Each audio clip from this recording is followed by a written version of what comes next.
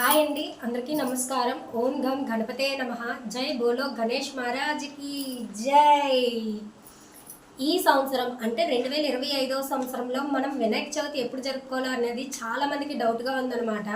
ఈ వీడియోలో అయితే ఆ డౌట్ని అయితే క్లియర్ చేస్తాను. అంటే ఆగస్ట్ 26ని జరుపుకోవాలా లేదంటే ఆగస్ట్ 27ని జరుపుకోవాలా అనేది చాలా మందికి డౌట్గా ఉందన్నమాట. ఇప్పుడైతే నేను అది చెప్తాను. అసలు మనకి చవితి తిథి అనేది ఎప్పుడు ప్రారంభం అవుతుందో కూడా నేను చెప్తాను. స్వస్తి శ్రీ చాంద్రమానేన శ్రీ విశ్వావాసు నామ సంవత్సరం దక్షిణాయనం వర్ష ఋతువు భాద్రపద మాసం శుక్లపక్షం చవితి తిథి ఆగస్ట్ 26 మధ్యాహ్నం 12:37 ప్రారంభమవుతుంది. అలాగే ఆగస్ట్ 27 మధ్యాహ్నం 1:58 చవితి తిథి అనేది పూర్తవుతుందన్నమాట. మనం ఎప్పుడు పంచాంగం ప్రకారం అలాగే మన పండితులు చెప్పిన ప్రకారం సూర్యోదయం సమయాన్నే మనం పరిగణలోకి తీసుకుంటాం కాబట్టి మనం ఆగస్ట్ 27వ తారీఖునే మనం వినాయక చవితి అనేది జరుపుకుంటాం అన్నమాట. అలాగే మనం వినాయక చవితి జరుపుకోవడానికి పూజ చేసుకోవడానికి శుభ సమయం ఎప్పుడంటే ఉదయం 9 గంటల నుంచి 11:38 వరకు మనం పూజ అనేది చేసుకోవచ్చు. ఎప్పుడైనా పూజ చేసుకోవచ్చు. మంచి శుభ సమయం అన్నమాట. ఇంకా ఈ రోజు మొత్తం చిత్తా నక్షత్రం ఉంటుంది. ఈసారి వినాయక చవితి మనకి బుధవారం రావడం చాలా విశేషమైన రోజు అన్నమాట.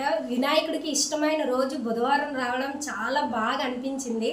ఇంకా మనం పూజ ఎలా చేసుకోవాలనేది కూడా ఈ వీడియోలో అయితే చెప్పాలనుకుంటున్నాను. ముందుగా మనం అయితే ఫస్ట్ అంటే పూజకు కావాల్సిన సామాన్లు అయితే ఫస్ట్ వినాయకుడు కూడా మనం మట్టి వినాయకుడిని చాలా మంది ప్రిఫర్ చేస్తే చాలా బెస్ట్. ఇప్పుడు అందరికీ సోషల్ అవేర్నెస్ వచ్చి మట్టి వినాయకుడిని అయితే చాలా మంది ప్రిఫర్ చేస్తున్నారు. చాలా అంటే చాలా మంచిగా అనిపించింది. అది కూడా చాలా మంది ముందుగానే వినాయకుడిని అయితే తెచ్చి పెట్టుకొని ఇంట్లోనే పెట్టుకుంటారనమాట. ఇంకా చాలా మంది ఇళ్లలో పెట్టుకునే వాళ్ళు కూడా చాలా మంది ఉంటారు. అయితే ఈసారి ప్లాస్టర్ ఆఫ్ ప్యారిస్తో చేసిన వినాయకుడిని కాకుండా మట్టితో చేసే వినాయకుడిని మీరు ప్రిఫర్ చేస్తారని అనుకుంటున్నా. ఎందుకంటే మట్టిలో తొందరగా కలిసిపోతుంది కదా. సో ప్లాస్టర్ ఆఫ్ ప్యారిస్ అయితే వాటర్ కూడా కలుషితం అయిపోతుంది. అలాగే మనకి కూడా వాటర్లో ఉంటే జీవరాశులు అంటే చేపలు ఇవి కూడా చనిపోతూ ఉంటాయి. సో మట్టితో చేసిన వినాయకుడిని అయితే తొందరగా వాటర్లో డిజాల్వ్ అయిపోతుంది కాబట్టి మట్టితో చేసిన వినాయకుడిని ప్రిఫర్ చేస్తారని అనుకుంటున్నా. ఇంకా పూజకు కావాల్సిన సామాన్లు ఏంటంటే వినాయకుడికి 21 రకాల పత్రులతో అయితే పూజ చేసుకుంటారు. ఇంకా వినాయకుడు భోజన ప్రియుడు కాబట్టి ఎక్కువ పిండి వంటకాలు చేసుకుంటే అంటే వినాయకుడికి ఇష్టం కాబట్టి చెప్తున్నాను. మనకి తోచినంతగా మనం చేసుకుంటే సరిపోతుంది. కాకపోతే వినాయకుడు భోజన ప్రియుడు కాబట్టి చాలామంది చాలా వంటకాలు అయితే చేస్తూ ఉంటారు. ఇంకా నూనె తగలని వంటకాలు అయితే వినాయకుడికి అయితే ఇంకా చాలా ఇష్టం. అంటే ఉండ్రాళ్ళు ఆరది ఇట్లాంటివి అనమాట. సో అట్లాంటివి ప్రిఫర్ చేయండి. ఇంకా పూజకు వినాయకుడికి వస్త్రం కూడా పూజలో ధరిస్తారనమాట. పసుపు కుంకుమ కొబ్బరికాయలు హారతి అగరబత్తులు ఇంకా పంచామృతాలు అలాగే నెయ్యి వెన్న పంచామృతాలు అలాగే తేనె ఇవన్నీ యూజ్ చేస్తూ ఉంటారనమాట. ఎవరికి తోచినంతలో వాళ్ళు చేసుకుంటే చాలా మంచిది. అలాగని ఆడంబరాలకు పోకుండా ఎవరి స్తోమతలకు మించింది వాళ్ళు చేయకుండా వాళ్ళు ఎవరి స్తోమత వాళ్ళు ఎంత ఉందో అంత చేసుకుంటే చాలా మంచిదన్నమాట. ఇంకా ఇప్పుడైతే పిల్లలు అందరూ పెద్దలు చిన్న పెద్ద తేడా లేకుండా అందరూ వినాయక చవితి అనేది చేసుకోవచ్చు అనమాట. ఎలాంటి వాళ్ళైనా సరే ఈ వినాయక చవితి అనేది జరుపుకోవచ్చు. చిన్నపిల్లలు అయితే పందిర్లు వేస్తూ ఉంటారు, అప్పుడే స్టార్ట్ చేస్తుంటారు కూడా. ఇంకా ఈ వినాయక చవితి ఎవరైనా చేసుకోవచ్చు అనమాట. అంటే చిన్న నుంచి పెద్ద వరకు ఎవరైనా చేసుకోవచ్చు ఈ వినాయక చవితి. పిల్లలు అయితే అప్పుడే స్టార్ట్ చేస్తుంటారు పందిర్లు వేయడం, ఇంకా అలాగే చేస్తూ ఉంటారు కదా డెకరేషన్లు అన్నీ స్టార్ట్ చేస్తుంటారు పిల్లలు అయితే. నాకు తెలిసి మేము కూడా చిన్నప్పుడు అయితే ఇవన్నీ చేసిన వాళ్ళమే. ఇప్పుడైతే పెళ్ళిళ్ళు అయిపోయి ఇంట్లోనే చక్కగా చేసుకుంటున్నాము. అప్పుడైతే మేము కూడా అందరితో కలిసి మా అన్నయ్యలతోటి తమ్ముళ్ళతో కలిసి మేము కూడా హెల్ప్ చేస్తామని చెప్పి మేము కూడా వెళ్ళేవాళ్ళము వినాయక చవితికి. కొబ్బరి మట్టలు ఇవన్నీ తీసుకురావడానికి. అయినా పచ్చని పందిరిలో వేసే వినాయకుడికి చాలా బాగా ఇష్టం అనమాట. పచ్చని పందిరిలో ఉంటేనే చాలా మంచిది. ఆక్సిజన్ లెవెల్స్ అన్నీ మంచిగా అందుతాయి అనమాట. అంటే నైట్ టైము అక్కడ పడుకోవడం మాటి చేస్తూ ఉంటారు కదా చాలామంది, అక్కడ కొంచెం ఆక్సిజన్ లెవెల్స్ ఉంటాయి.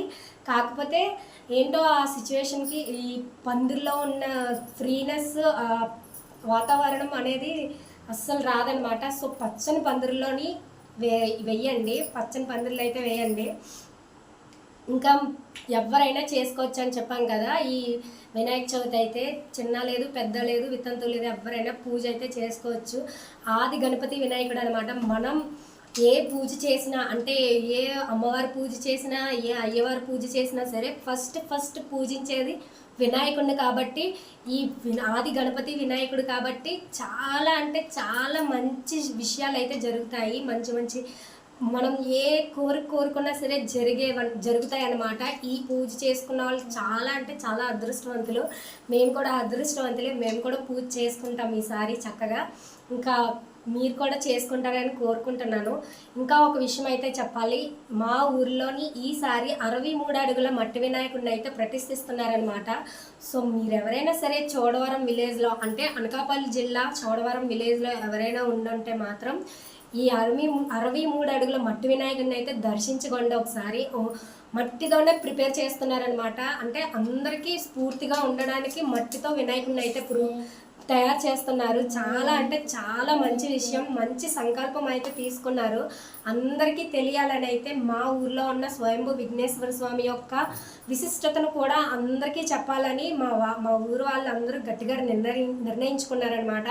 సో ఆ మెట్టు వినాయకుడిని చూసినప్పుడు కూడా ఆ పక్కనే ఉన్న స్వయంభూ విఘ్నేశ్వర స్వామిని కూడా మీరు ఒకసారి దర్శించండి. నేను మా ఊర్లో ఉన్న స్వయంభూ విఘ్నేశ్వర స్వామి గురించి నేను ఇంటికి వెళ్ళినప్పుడు అంటే ఈ డెహ్రాడూన్లో నుంచి నేను సెలవుకి ఇంటికి వెళ్ళినప్పుడు ఖచ్చితంగా ఒక పెద్ద లాంగ్ వీడియో అయితే మా ఊర్లో ఉన్న స్వయంభూ విఘ్నేశ్వర స్వామి గురించి నేనైతే ఒక లాంగ్ వీడియో అయితే చేస్తాను. ఇంకా అలాగే ఇంకొక వినాయకుడి గురించి చెప్పాలి, ఇంకొక ఊరు గురించి కూడా చెప్పాలి. మా ఊరు అంటే ఇది మా అత్త వాళ్ళ ఊరు చోడవరం, అలాగే మా అమ్మ వాళ్ళ ఊరు జగన్నాథపురం అంటే అచ్యుతాపురం మండలం అనమాట. అనకాపల్లి జిల్లానే అచ్యుతాపురం మండలం. సో అచ్యుతాపురం మండలంలోనే జగన్నాథపురం అనే విలేజ్ అయితే ఉంది, అది మా అమ్మ వాళ్ళ ఊరు. సో అక్కడ ఏంటంటే ఈ వినాయక చవితికి అంటే వినాయకుడిని అయితే ప్రతిష్ఠిస్తారన్నమాట. ఊరు మొత్తానికి ఒక వినాయకుడు అయితే ఉంటారు, ప్రతి ఊర్లోనే ఉంటారు వినాయకుడు అనేది. ప్రతి ఊర్లోని ఊరు మొత్తానికి ఒక వినాయకుడు అనేది ఉంటారనమాట. సో అలాగే మా అమ్మ వాళ్ళ ఊర్లో కూడా వినాయకుడిని అయితే పెడతారు. కానీ అందరూ అయితే 3 డేస్కి లేదంటే 9 డేస్కి లేదంటే 11 డేస్ లేదంటే 21 డేస్కి వినాయకుడిని అయితే అనిపేస్తారు. కానీ మా అమ్మ వాళ్ళ ఊర్లో అలా కాదు, ఊరు మొత్తానికి ఉన్న వినాయకుడు ఒక 3 మంత్స్ వరకు అయితే ఫుల్గా కంప్లీట్గా ఉంచి 3 మంత్స్ రోజు వినాయకుడికి అయితే పూజలు చేస్తూ భజనలు చేస్తూ ఊరు మొత్తం నుంచి అంటే రోజుకొకరు చొప్పున ఒకరు కానీ ఇద్దరు చొప్పున కానీ ఒక్కొక్క ఇంటి నుంచి ప్రసాదం అయితే పంపిస్తారనమాట. దేవుడికి రోజుకి వెళ్తాయి అన్నమాట ప్రసాదాలు అయితే. అలాగే ఆ 3 మంత్స్ కంప్లీట్ అయిపోయిన తర్వాత వినాయకుడిని అయితే అనిపేస్తారనమాట. 3 మంత్స్ అంటే నవంబర్ 2nd సాటర్డే, రెండో శనివారం, నవంబర్లో వచ్చే రెండో శనివారం అయితే వినాయకుడిని అయితే అనపడం అయితే జరుగుతుంది. ఆ రోజు ఊరు మొత్తానికి పెద్ద పండగలా అయితే చేస్తారనమాట. మేమైతే ఖచ్చితంగా ఆ పండగకి వెళ్దామని అనుకుంటున్నాం. ఈసారి ఖచ్చితంగా వెళ్తాం వినాయకుడి పండగకి. మొత్తం క్లారిటీగా ఎలా ఉంటుందో మీకైతే క్లారిటీగా చూపిస్తాను. మీకు కానీ ఎవరైనా సరే దగ్గరలో ఉంటే ఖచ్చితంగా వెళ్ళండి. అమ్మ వాళ్ళ ఊర్లో అంటే జగన్నాథపురం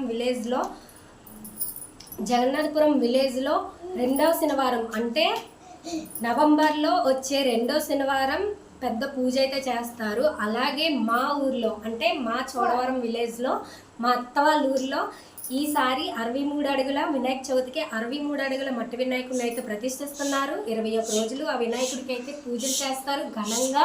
సో మీలో ఎవరైనా ఉంటే ఆ చోడవరంకి దగ్గరలో ఉండుంటే ఖచ్చితంగా ఆ విలేజ్కి వెళ్ళండి, ఒకసారి వినాయకుడిని అయితే దర్శించుకోండి.